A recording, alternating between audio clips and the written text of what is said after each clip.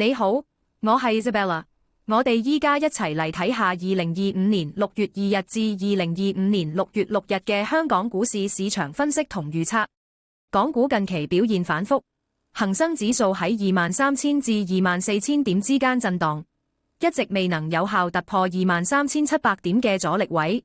反映升勢動力唔夠。從技術分析嚟睇，恒指已經跌穿咗10天同20天線，短期內可能會試探50天線嘅22,800點支持位。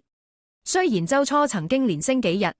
但之後市場又掉頭向下，技術指標都出現見頂跡象，調整壓力開始浮現。如果賣壓持續，恒指有可能進一步測試23,000點呢個關鍵支持位。投資者要留意潛在嘅下行風險。中美貿易政策嘅反覆成為市場其中一個主要壓力來源。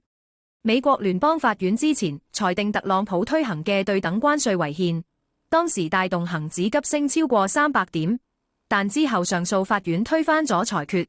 市場隨即回吐升幅，變成先升後跌。特朗普政府喺上訴期間繼續維持關稅政策，而談判進展亦相當緩慢，貿易戰有機會變成長期拉鋸，令到投資者信心受挫。呢種不確定性繼續影響市場氣氛，預計短期內港股都難擺脫震盪格局。市場氣氛整體轉弱，受到貿易戰影響比較大嘅科技股同汽車股表現疲軟，出現明顯調整。恒指上行乏力，資金耐性開始減退，市場缺乏清晰方向，板塊之間分化情況更加嚴重。投資者對後市反彈信心不足，情緒偏向謹慎。即使恒指一度企穩23,000點之上，但因為缺乏新嘅利好消息支持，預計市場會進入整固階段，短期內難以改變而家呢種弱勢格局。資金流方面，如果剔除 MSCI 換馬帶嚟嘅短期資金流入，全星期淨資金流入規模明顯縮減，反映買盤動力減弱。美元資產流入亞洲嘅速度放慢，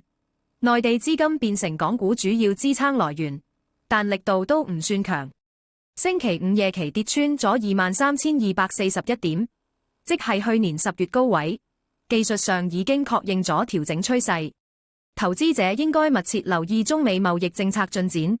同技術指標變化。短期內港股好可能繼續處於弱勢震盪格局，下行風險比較高，建議減持部分個股，提高現金比重。